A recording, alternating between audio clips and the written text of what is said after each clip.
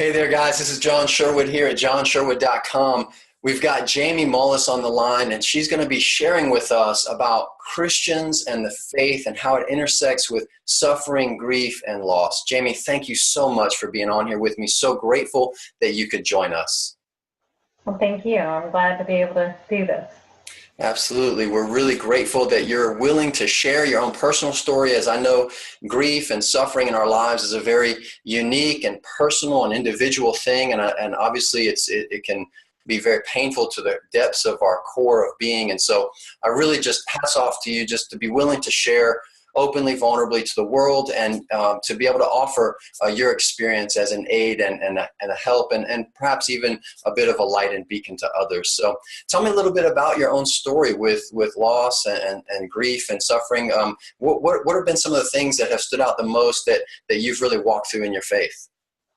Well, I've had just over the course of my life, I've had a number of losses, a number of deaths. More very specifically, starting off I had lost family members as a kid, but my first adult real experience that impacted me was when I lost my dad in 2001. That was the first time that I really had that connection. I was afraid that I was going to forget who he was. Wow. And so that was one of those things where I was like, oh my gosh, what happens now? A few years after that, in 2006, 10 years ago, I married my best friend, and 4 months after we had gotten married, he was killed in a car accident. Wow. And so, yes, I mean, that just sends you reeling. Yeah. But it wasn't until 2013 where I had just, my world was turned upside down. My mom and I were the best friends. And I got a call when I was at church from somebody and said, you got to call me back. And I looked down at my phone and I couldn't find my mom. Of course, she was waiting for us at church. She was going to be saving us seats. And I get a phone call and I'm like, oh, this isn't good. I couldn't find her anywhere. And so when I went outside to go check that message, he told me that my mom had been killed and that it was at the hand of my stepdad. And, at the time I was 6 months pregnant. Wow. And so, that was, devastating, does not begin to cover it. Sure. So, from that, just giving you the background of that, of 3 months after that, my daughter was born. Within 3 months of that, I'm on a flight with my daughter going up to Virginia to visit my sister for what ended up being the last day that I would see her living. Wow. I introduced my daughter to her the day before she died. Wow. And she had lung cancer. And it took a turn for the worse really, really quickly. So those are the experiences that I've been through as an adult. Sure. Just to have Wow. lost a major portion of my family. Right. And, just the fact that so many of them were happening so closely together, and even intermixed with these really traditionally joyful occasions, like, having a child, right? And the swings, I'm sure that you had to walk emotionally there. Yeah. I mean, yes, the roller coaster ride you go from the lowest of lows to the highest of highs, but mixed in with that is the devastation that my mom would never get to, in this world, see my daughter. Right. Right. Well, I'm really grateful, for your willingness to share. Obviously, those are very painful memories to even remember and bring up. And so I really appreciate your courage in doing that. And I know that all the viewers do as well. And really, whatever degree the loss is, all of our loss as individuals feels very real, and it can be easy to kind of want to, compare ourselves to other people and our experiences to other people. And, it might be very easy, for instance, for someone to say, oh, well, I've never experienced anything like that. So, and it kind of can minimize or diminish. Go ahead. I was going to say, people do. And they look at me and they go, oh my gosh, I've never faced anything like you have. Right. But until you sit down with somebody, I've sat down with people before and gone, I don't think I could live through what you've been through. Right. Right. And that's one of the things that we can struggle with, is comparing ourselves and then making it more difficult to understand how to go through what we are going through, is because we're trying to compare it to what other people go through. And you mentioned that, these losses occurred in your adult life, and obviously many people experience traumatic loss even in their childhood, and they're really formative mile markers in their lives. And so, what would you say has helped you get through some of those dark times in your own faith? What do you feel like has really strengthened you or given you the ability to endure and persevere the most? Well, each one has been a very different experience. Like I mentioned with my dad, because it was the first time in my adult life that I'd lost somebody, I didn't know how to face it. It was, I immediately got a journal, and I wrote down everything I possibly could remember about my dad. Because I was so afraid that I would never be able to recall it years down the road, and I didn't want to forget him. Right. And I have my tissue ready. Okay. But that was my first step, and I had a lot of people around me at that time going, "How do I help? What do I do?" Mm-hmm. And I asked a friend of mine. I said, "Can you please find me every scripture you can on God's unfailing love?" Yeah. That's all I wanted to know about. I just wanted to know God was not going to fail at that time. Right. Right. And so I held on to that. Yeah. How did the scripture, how did the Bible really affect you and impact your heart? How did it really intersect with this valley in your life, or these valleys in your life? Well, it was significant in every one of those. When I lost my husband, I felt very alone. I felt very isolated. I had friends that would say, "Oh yeah, call me day or night, anytime, even if it's the middle of the night, call me." Mm. And in the moment, I was like, I don't feel like I can. I feel guilty about trying to interrupt somebody's night or whatever, and I would turn back to the scriptures. There were times that all I had the strength to do was lay in bed and put the Bible on my chest.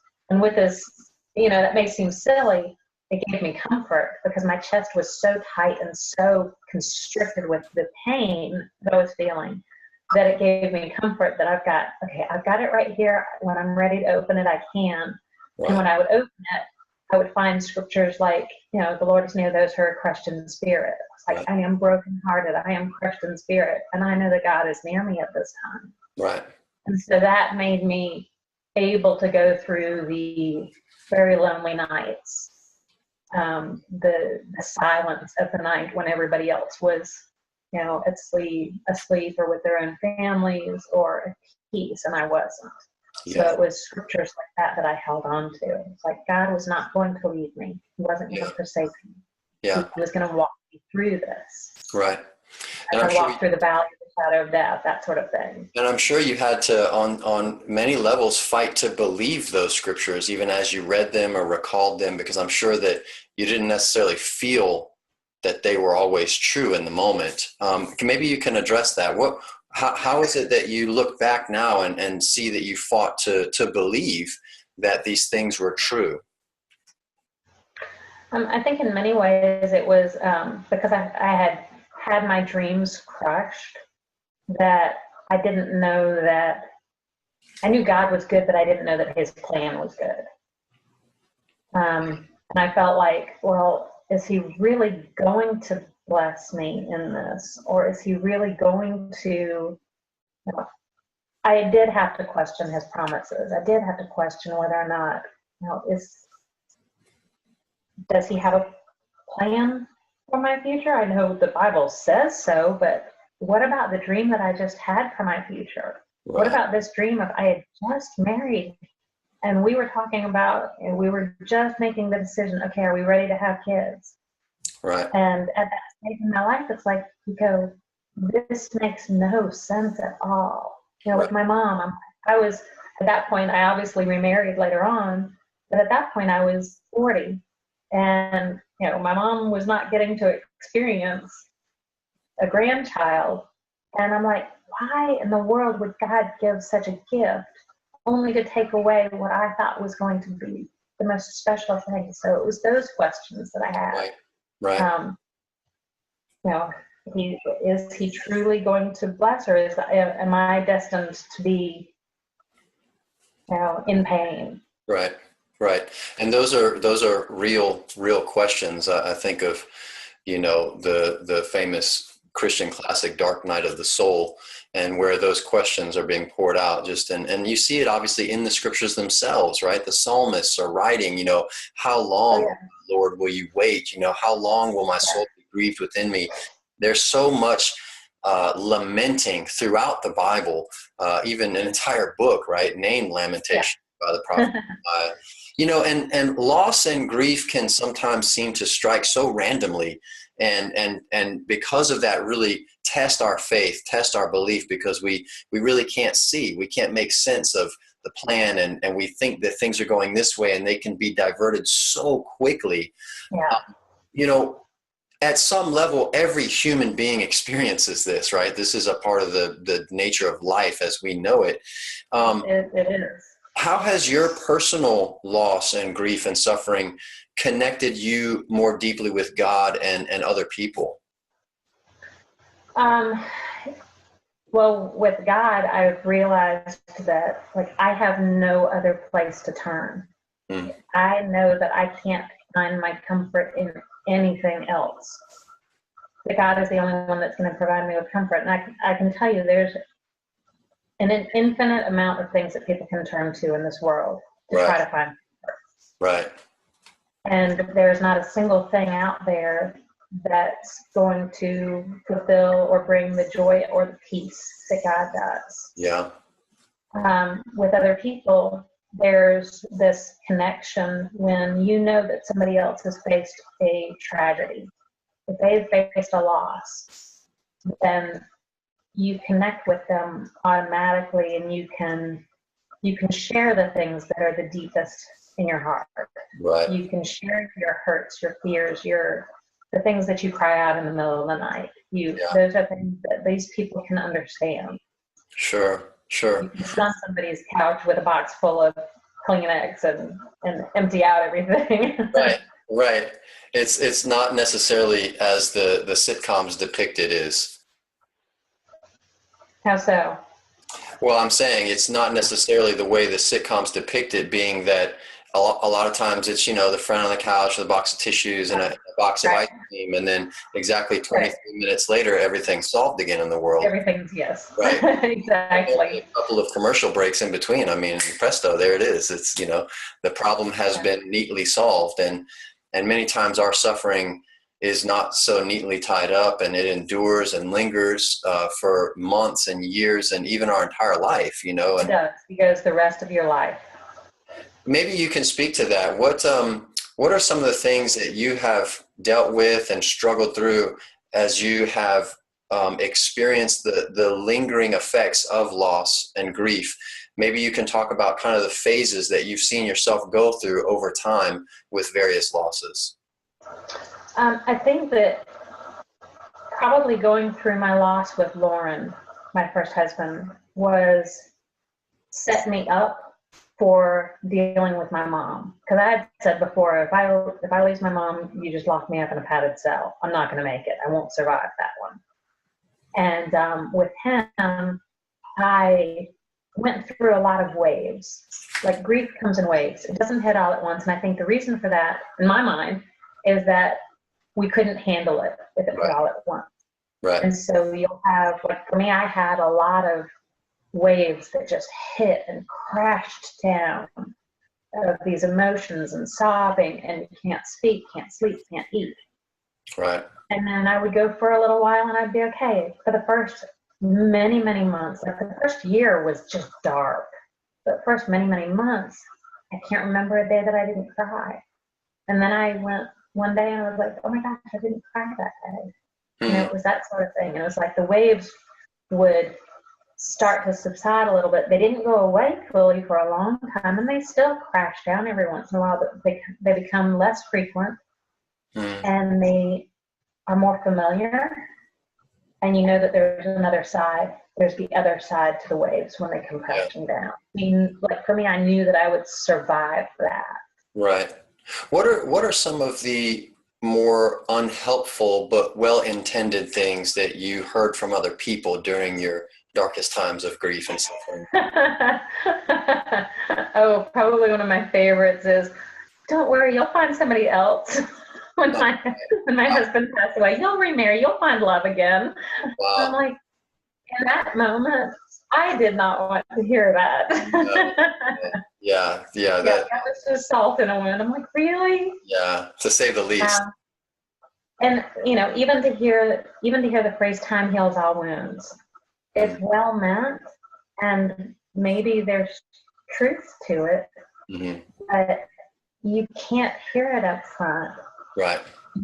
It's one of those things that you learn in time, right, but you can't right away. Right. The wound is still there. It heals up, but it gets very easily opened up again. Right. I remember somebody once said that the wisest things that Job's friends ever did when they came to him after his suffering is to sit there with their mouth shut. And absolutely. You know, I think about that. Obviously, Job in the Bible had experienced incredible loss and all of it very quickly and suddenly. And his friends came and just sat there with him, you know, and didn't really have anything to say. And I think sometimes, I know for myself, I can, especially in the position of being a minister and being at the intersecting points with a lot of people at these types of times in their life, oftentimes I can want to rush to say something because the void of suffering is uncomfortable and it's overflowing even to me, right? Their suffering is overflowing to me. And so I'm uncomfortable and I try to avert that. And what I've learned is that for me, I want to try to grow in empathizing and enduring that pain with them as they're enduring it. And it's challenging, right? Because we all want to alleviate pain. Like you said, we all want to find comfort. Right. And so even as a friend or pastor or bystander or someone who's, you know, not directly involved, but indirectly involved, it can be challenging to know what to do or what to say and how to feel yourself for this other person. What are some of the first steps? Sorry, go ahead. I was going to say a good ear is great. A good listener is great. To not have too much wisdom, too many words of advice at that time. It can be overwhelming. Sure. I mean, when the person is not even to the point of being able to lift themselves up to limp even, they don't want to hear a lot of, you know, well-intended words. And yes, the silence is sometimes better. Just go, you know, I don't know. I can remember one of my coworkers came in to my office one time and he started talking to me, asking me, you know, how I was doing. And of course, that question right there is hard. When somebody walks up and says, how are you doing? Or how are you? Doesn't matter how they say it. Right. But it's, I don't know how to answer that. I'm still in horrible pain right now. But anyway, so this coworker came in. He starts asking me, how are you doing? And I start talking, but in the midst of my talking, I'm in tears. I'm crying. I'm hurt. I mean, I'm very quick to cry as it is, but in those moments, absolutely. Right. And he stopped and he backed up out of the office, out of the door, and he was like, I'm so sorry. I didn't mean to make you cry. And I was like, you didn't make me cry. Right. My situation made me cry. Right. You didn't do this. You didn't bring this on. This is just below the surface. You just happened to be here when it came out. Well, and that's Yeah, that's a prime example of someone feeling the discomfort, right, and wanting to avert from the pain that is spilling over. Yes, and it's okay. It's expected that you're going to cry. I mean, everybody deals with it differently. Right. But I mean, I had to let it go. I carried around the handkerchief I still carry around the handkerchief much of the time. Right. Thank you, Debbie Bonhoff. Yeah. So what are some of the first steps that you would recommend, a person of faith that finds themselves in an incredible position of loss or grief? What are some of the first steps that you have felt that have been most helpful to you? The first steps are survival. The first steps are, getting up in the morning. Mm. It's after that you start talking a little bit more. If you have a confidant, if you got that close friend that can stay by your side to help you. I mean, at least that's for me. Like I said, everybody goes through they grieve differently. So Sure. It's hard to say. Sure. With me, I didn't want to be left alone. With my dad, I wanted that journal beside me. I wanted to be able to get things out. With my mom, I dove into the Psalms. It was the first place that I could find comfort. I lived in the Psalms for weeks and months of just holding on to that unto God's comfort. Right. I can't tell you how many books were given to me. And some of them were good books. They were well intended, but it was overwhelming to get. I probably have 30 books easily. Wow. Wow. And some of them I haven't cracked. Others I read through and they were great. But the books were, it's like, if you can find one, people will come out of the woodwork and they will give you books, and starting with one. And I can't even recommend necessarily one title out of that, because I can remember one that somebody gave me was why good things happen, or why bad things happen to good people. Right. And, you start reading some of these, and I had to put them down going, I can't listen to somebody else talk about what they just went through, because I'm still trying to, process what I've been through. Right. So the books were hard initially. That wasn't a part of my first steps of grieving. Right. The first steps of grieving really had a lot of business type things involved with them. So having somebody there just to talk things out, having that confidant, right, that partner to walk through it with you, right, is also huge. Yeah, and that's where the community of faith plays such a vital role, right? And I just want to encourage, everyone that is seeing this, that having that and being that in the community of faith for people is so important.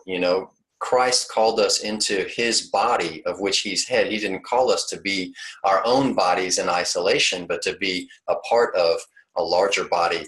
And I think that at times like these, that's where we see the benefit of the body in work, in action. It's where the rubber really meets the road, to be able to have those confidants. And hopefully, like Job's friends, they'll be quiet for a little while and listen until they give you advice and giving you 30 books and all the things that you need to do now. But I think, it's a process for everybody, the people grieving and for the people walking through that grief with others. It's a process for all of us to learn and grow. And in the course of life, we're all going to have our turn on each side, The Bible speaks to that we're able to comfort those with the comfort that we've received. Right. And it's true. I had read that scripture before I had lost, but then after, years later, I realized that people trust me more because of what I've been through. Right. They know that it comes from the heart as opposed to knowledge. They know that it comes from experience, and they know that it comes from empathy. Right.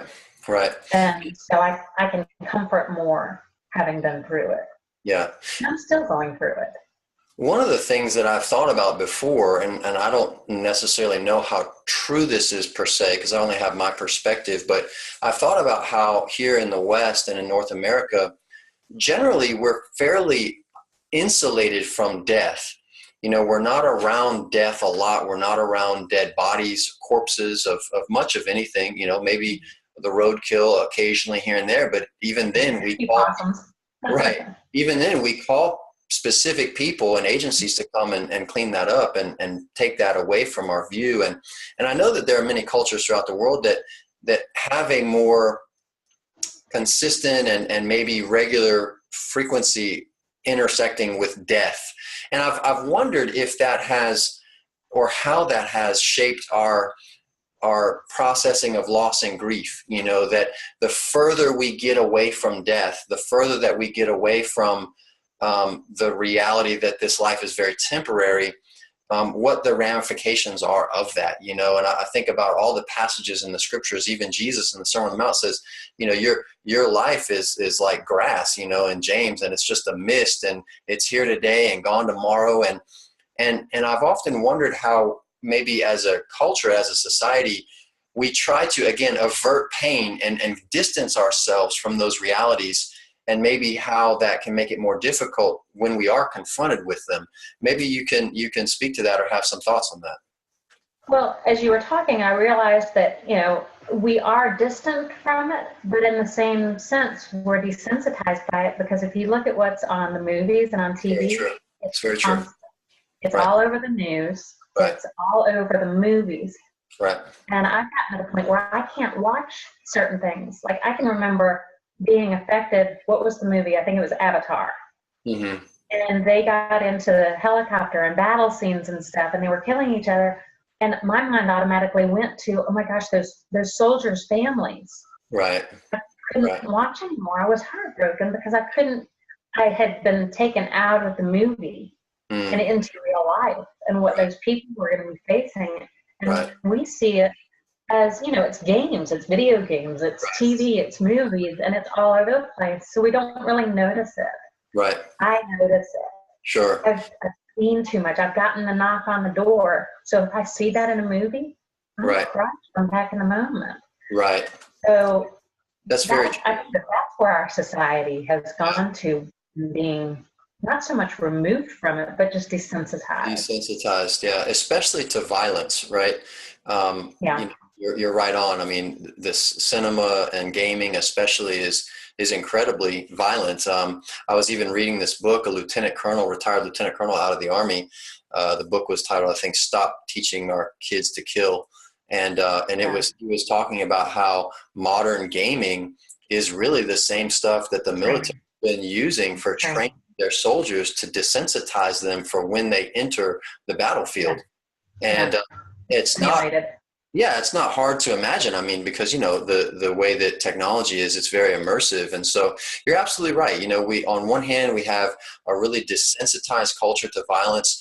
And then on the other hand, you know, obviously there's still a lot of discomfort with death, and it is not kind of a natural sort of thing. And in a lot of ways we can try to be removed from it. So it's this weird dichotomy. And I was just curious what your thoughts were on that, because I've not necessarily formulated my thoughts on that, but I've realized, you know, there are, you know, cultures that are around even corpses more so than we are, and how that affects their psyche and their processing of death itself. But I'm really... I imagine so.